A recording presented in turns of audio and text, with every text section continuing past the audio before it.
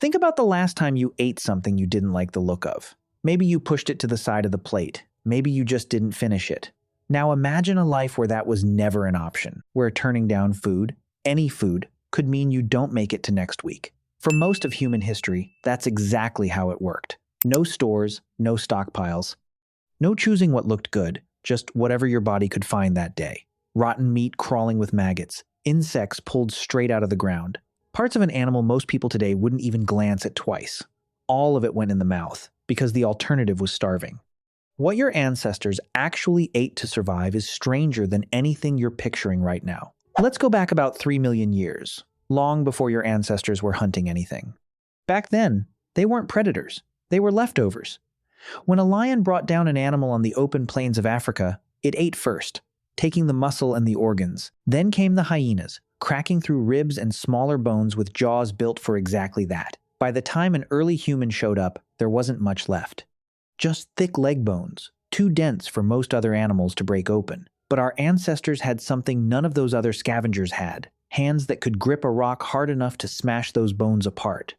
Inside was marrow, soft, fatty, and packed with calories. They'd crouch over a stripped carcass, crack the bone, and scoop it out with bare fingers. To them, this wasn't scraps. This was the best meal available. Skulls were treated the same way. Crack one open, and you'd find nearly a pound of fat inside. For a species constantly running low on energy, that skull was one of the richest things they could find in a day.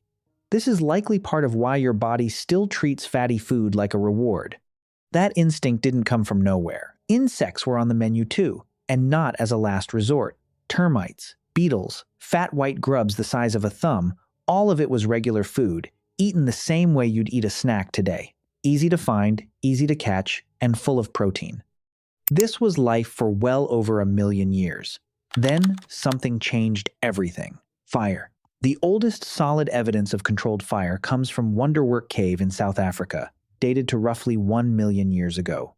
Once early humans had fire, they had cooking, and cooking changed the entire trajectory of the species. Raw food takes enormous energy to digest. Your gut has to work overtime to break it down. Cooked food arrives already partly broken apart, which means your body spends less energy digesting it and absorbs more calories from every bite. Scientists believe that as cooking became normal, the human gut actually got smaller over generations because it no longer needed to work as hard. All that freed up energy went somewhere specific: the brain. Your brain makes up about 2% of your body weight, but burns roughly 20% of your daily calories. You cannot run that kind of energy demand on raw roots and insects alone. Cooked, fat-rich food made a bigger brain possible, and that bigger brain is what eventually built everything else about being human. By around 300,000 years ago, your ancestors looked essentially like you. And by then, the diet had expanded into almost anything they could hunt, dig up, or reach. Mammoth, bison, wild horses on the open plains, fish and shellfish along rivers and coastlines, roots, wild grains, berries, mushrooms, eggs taken straight from nests, and honey, which mattered more than people realize. The Hadza, a hunter-gatherer group in Tanzania today, still get around 15% of their calories from wild honey. They'll climb dangerous trees and take hundreds of stings just to get to it, because nothing else in the wild delivers that much energy in one sitting. That exact craving is still wired into you. Your brain cannot tell the difference between honey dripping from a hive and sugar poured into a cup of coffee. It reads both the same way: fuel now and fuel to store for later, because for most of human history, the next meal was never guaranteed. Modern food companies didn't invent that craving. They just found a way to package it and sell it back to you over and over. Meat mattered just as much, maybe more. A single, large kill could feed a group for weeks, and that saved time meant something huge. Instead of spending every waking hour searching for food, people had time left over. Time to raise children, time to make better tools, time to sit together and talk. Your craving for protein today isn't random. It's a direct line back to a time when one good kill bought your ancestors freedom from constant searching. But there's a part of this story most people don't want to hear, and it's the part that actually explains a lot of your food habits today. Your ancestors ate rotten meat on purpose. When a hunt was successful, there was often more meat than could be eaten immediately. So it got buried, stashed in cool caves, or sunk into streams, sometimes for weeks. By the time they came back for it, it was crawling with bacteria and well into decay. They ate it anyway.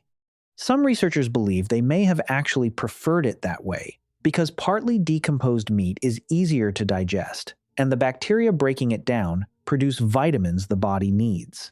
This is, in a very real sense, the origin of fermentation. Cheese, yogurt, sourdough, beer, pickles, soy sauce.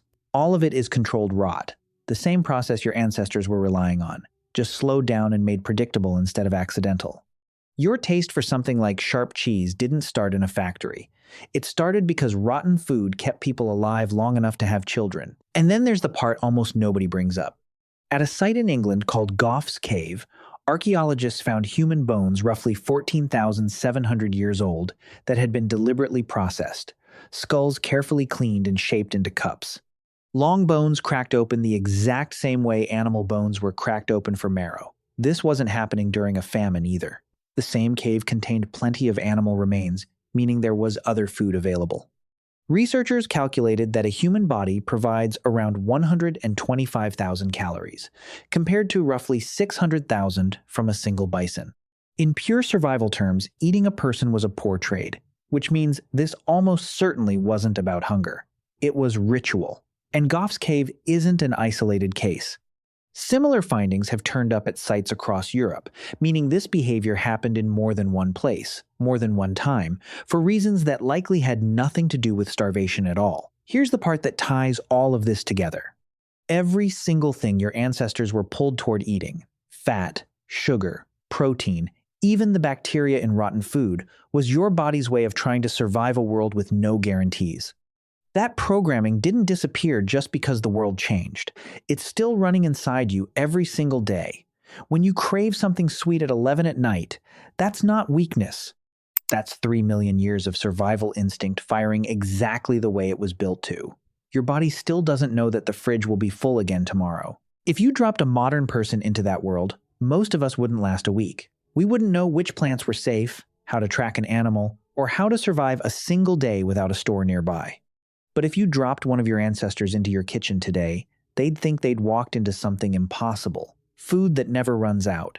Meals nobody had to hunt, dig up, or fight for. To them, it would look less like a kitchen and more like abundance beyond anything they could imagine. For nearly all of human history, being hungry, tired, and unsure where the next meal was coming from wasn't the exception. It was simply life. You may be among the first generations in that entire span who never has to feel that. And it's worth remembering that comfort didn't always exist. It was built, slowly, on top of a very long and very difficult history of people who had absolutely nothing guaranteed, and somehow made it through anyway.